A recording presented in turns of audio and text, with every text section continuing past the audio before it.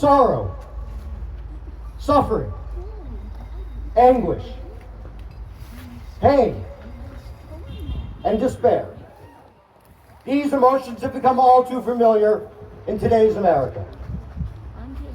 It is difficult to look at our nation, a nation we all deeply love, and not feel frustrated and lost, saddened and disheartened by the rise of political violence, racism, injustice, and inequality that confronts us all today. It is impossible to reflect on the events of January 6th and on the many decisions of the current administration without recognizing that as a people and as a nation, we have fallen short of America's promise and commitment to greatness. And yet, while it is understandable that so many of us feel lost in the darkness of this moment, we must resist despair and seek the light that hope can bring us. This hope is rooted in a simple but powerful belief that although our nation may stumble, its promise, what sustains its promise, is our enduring commitment to the idea that we can be better tomorrow than we are today. Woo! On January 6th, our nation stumbled, but it did not fall. And those who sought to undermine our democracy and destroy our ideals will only succeed if we surrender to the complacency of despair.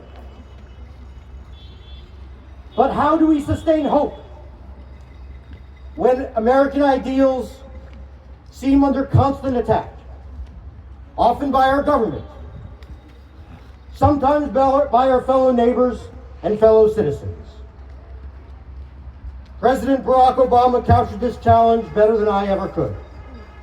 Woo! Hope is that thing inside us that insists, despite all evidence to the contrary, that something better awaits us if we have the courage to reach for it and to work for it and to fight for it. Woo!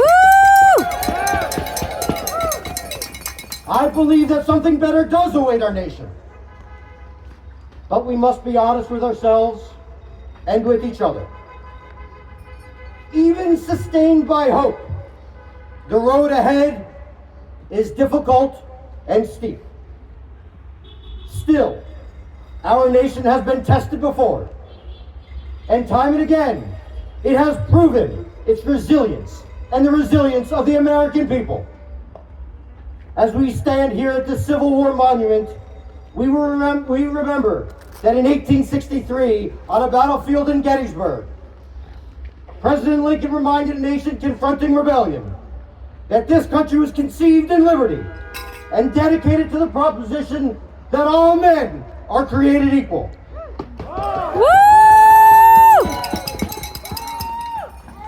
On January 6th, we were shown that insurrection, hatred, bigotry have not been relegated to history or buried in those hallowed fields in Pennsylvania. We were reminded of Lincoln's warning that we are engaged in a great civil war, testing whether this nation, or any nation so conceived and so dedicated, can long endure. This remains an unanswered question.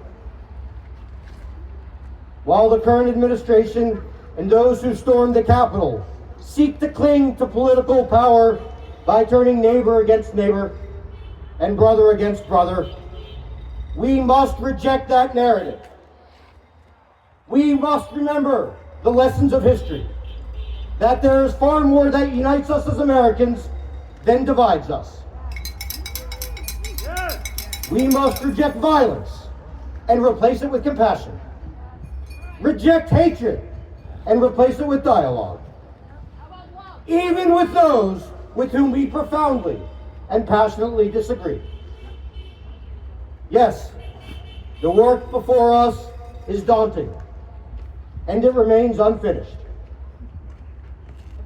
And if we continue as a divided nation, our promise and commitment to greatness will forever remain unfulfilled. So from this day forward, we must come together, liberals and conservatives, Democrats, Republicans, and independents, and proclaim with one voice that we will no longer allow those who seek to destroy America's ideals to do so under the false banner of patriotism.